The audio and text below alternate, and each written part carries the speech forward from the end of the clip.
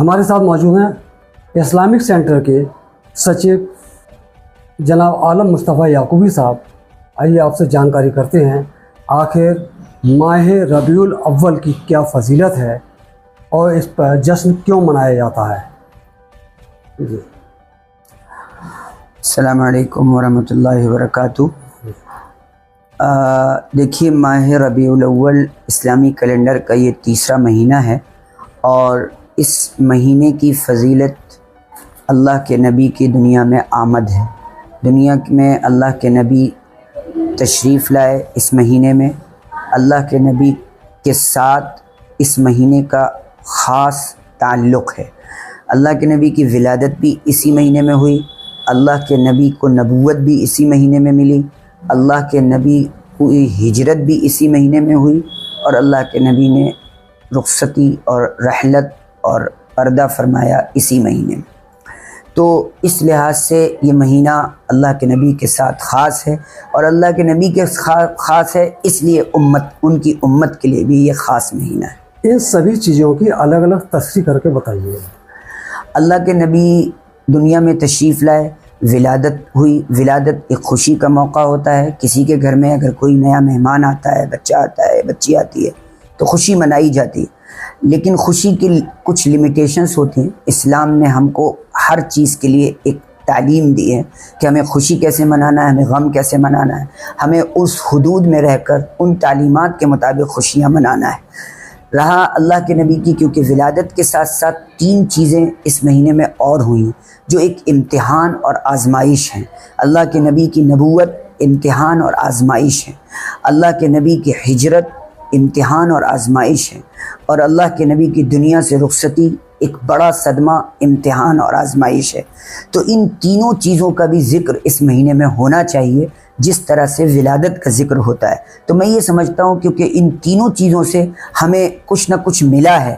ہمیں ولادت، اللہ کے نبی کی ولادت سے انصاف ملا، سچائی ملی، امن ملا، بھائی چارہ ملا، رحمت ملی، بچیوں اور بیٹیوں کو عزتیں ملی، ان کے حقوق ملے. یہ خاص طور سے یہ بڑا اہم اللہ کے نبی کی آمد کا سلسلہ ہے.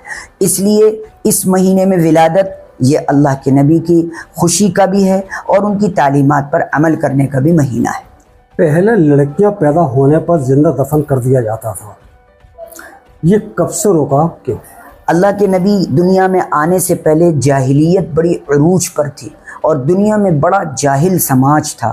اس جہالت سے نکالنے کے لیے محمد رسول اللہ کو دنیا میں بھیجا گیا اور اس مکہ کے اندر اتنی جہالت تھی کہ غلاموں اور باندیوں کو پیڑوں سے باندھ کر اس پر نشانے لگائے جاتے تھے، بازی لگائی جاتی تھی اور ان کے انگوں پر، ان کے الگ الگ باڈی کے پارٹس پر نشانے لگا کر اس طرح کا ظلم کیا جاتا تھا. محمد رسول اللہ صلی اللہ علیہ وسلم دنیا میں آئے. ایک ننھی بیٹی کو پیدا ہونے کے بعد فوراً ہی اس کا گلا دبا کر اس کو مٹی کے اندر دفنا دیا جاتا تھا. اس طرح کی حیوانیت والا دور تھا. اس سے نکالا محمد رسول اللہ نے اور محمد رسول اللہ کو بھی اللہ نے 4 بیٹیاں دیں اور ان بیٹیوں کو، ان ساری دنیا کو یہ بتانے کے لیے کہ دیکھو ان کے ساتھ کس طرح انصاف کیا محمد رسول اللہ نے. اور یہ بتا دیا کہ دیکھیے جو دنیا میں محمد رسول اللہ کی تعلیمات پر عمل کرے گا وہ اپنی بیٹیوں کو بھی عزت دے گا اور ان کی بیٹیوں کو بھی ان کے گھروں میں آنے سے ان کے گھروں میں برکت آئے گی. تو اس ماحول سے نکالنے والے محمد رسول اللہ ہیں اور ان کی تعلیمات. حضور محمد رسول اللہ صلی اللہ علیہ وسلم کے دنیا میں تشریف لانے کے بعد سے کس طرح کا بدلاؤ آیا؟ دنیا میں اللہ کے نبی آئے تو اللہ کے نبی نے اپنی پریکٹیکل لائف سے پوری دنیا کو انسپائر کیا، متاثر کیا. اور وہ پریکٹیکل لائف کیا تھی؟ دیکھیے ایک کامن سی بات ہے، اس کو سمجھنے کی کوشش کرنی چاہیے کہ اگر ہم عبادت پر جاتے ہیں تو ہم نماز پڑھتے ہیں مسجد کے اندر، ہم روزہ رکھتے ہیں پیٹ کے اندر، ہم زکوٰۃ دیتے ہیں مٹھی کے اندر، اور ہم حج کرتے ہیں تو دنیا سے 3-4 ہزار کلومیٹر دور جا کر. تو ہمیں اب دنیا کو پریزنٹ کرنے کے لیے کیا ہوگا؟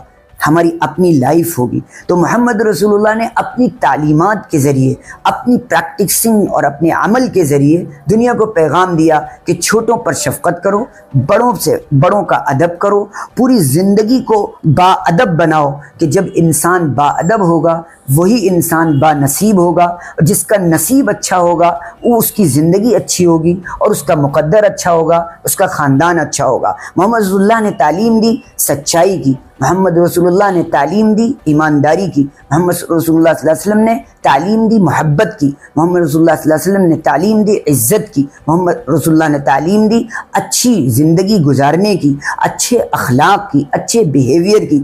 ان تعلیمات پر عمل کرنے کی اس وقت سخت ضرورت ہے. ہمارا ملک ان تعلیمات کو پریکٹیکلی دیکھنا چاہتا ہے, اور میں یہ چاہتا ہوں کہ اگر محمد رسول اللہ کی تعلیم کو ساری دنیا میں عام کر دیا جائے اور اس پر پریکٹس کرنے لگیں, جیسا کہ یورپ میں کر رہے ہیں لوگ, اور اس کو دیکھ کر لوگ متاثر ہو رہے ہیں, انسپائر ہو رہے ہیں. ضرورت اسی کی ہے کہ ان کی تعلیم کو جانا جائے, سیکھا جائے, اس پر ریسرچز کی جائیں اور اس کو پریکٹس کیا جائے. پھر دنیا میں دیکھا جائے کہ کیا انقلاب اور کیا تبدیلی آئے گی. ان کے لیے کیا فرض ہیں اور کیا سنت ہیں, اس سنت کے کیا فائدے ہیں؟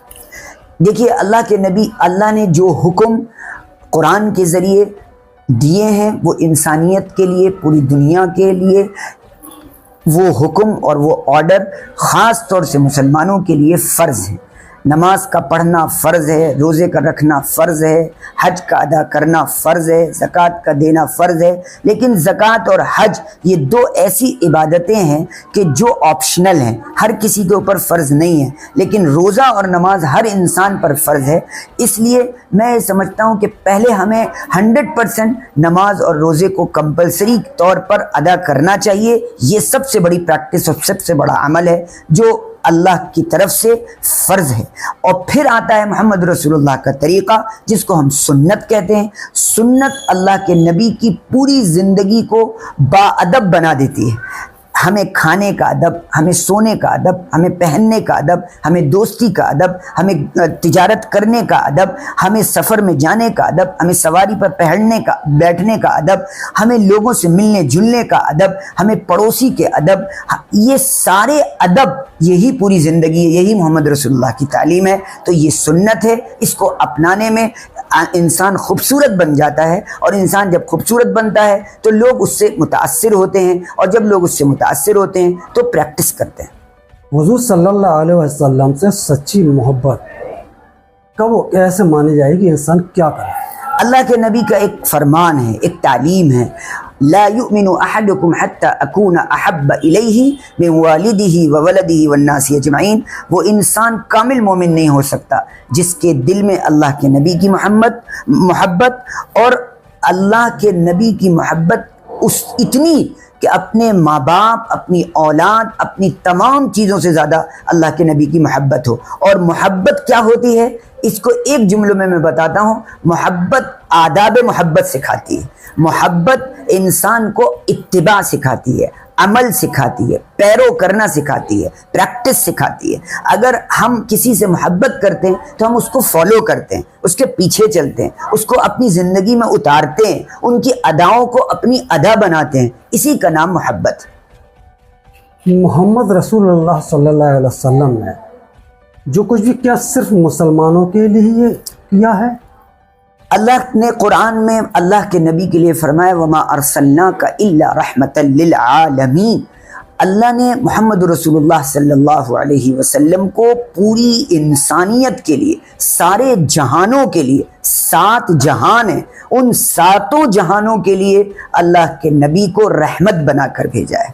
یہ اتنا بڑا ایوارڈ ہے, اتنا بڑا ریگارڈز ہے کہ جو اللہ نے خود قرآن پاک جو آخری سنسکرن ہے اس کے اندر ریکارڈ کر دیا کہ میرے نبی ساری انسانیت کے نبی ہیں, سارے جہانوں کے نبی ہیں, سب کے نبی ہیں, اور ان کی تعلیمات سب کے لیے ہیں, ساری انسانیت کے لیے ہیں. جو ان کی تعلیمات پر چلے گا وہ ایک اچھا انسان بنے گا, ایک اچھا شہری بنے گا, ایک اچھا ملک کا باشندہ اور ملک سے محبت کرنے والا بنے گا.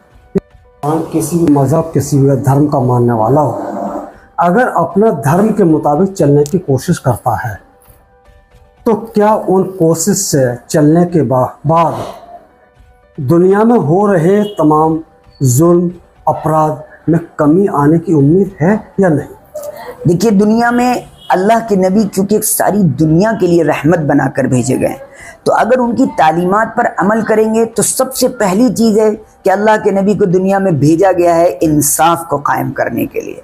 جہاں بھی ظلم ہو رہا ہے اس کے خلاف محمد رسول اللہ کی پریکٹس تعلیم، عملی تعلیم، یہ دنیا کو ایک میسج دیتی ہے، دنیا کو ایک پیغام دیتی ہے. سب سے بڑا پیغام یہ ہے کہ ہم انصاف کو قائم کریں اپنے گھر سے، اپنے گھر سے انصاف، اپنے محلے سے انصاف، اپنے شہر سے انصاف، پھر اپنے ملک میں انصاف، پھر پوری دنیا میں انصاف. جب انصاف ہوگا تو خود بخود ظلم ختم ہو جائے گا. پوری دنیا نے دیکھا کہ ایسا انصاف قائم کیا محمد رسول اللہ نے اور ان کے صحابہ اور ان کے جانثار دوستوں نے کہ پوری دنیا میں 22 لاکھ اسکوائر میٹر پر حکومت کرنے والا حضرت عمر ابن خطاب، کہ ان کے زمانے میں کوئی زکوٰۃ لینے والا نہیں تھا، کوئی زنا کرنے والا، کوئی جرم کرنے والا موجود نہیں تھا. یہ دنیا کا ایک بڑا پیغام ہے، ایک مثال ہے کہ انصاف ایسا قائم کیا اسی زمین پر. اور مجھے لگتا ہے جو ان کی تعلیمات پر عمل کرے گا وہ انصاف قائم کرے. ابھی آپ سن رہے تھے حضرت مولانا عالم مصطفیٰ. میں لیاقت علی، LK نیوز، فیروز آباد.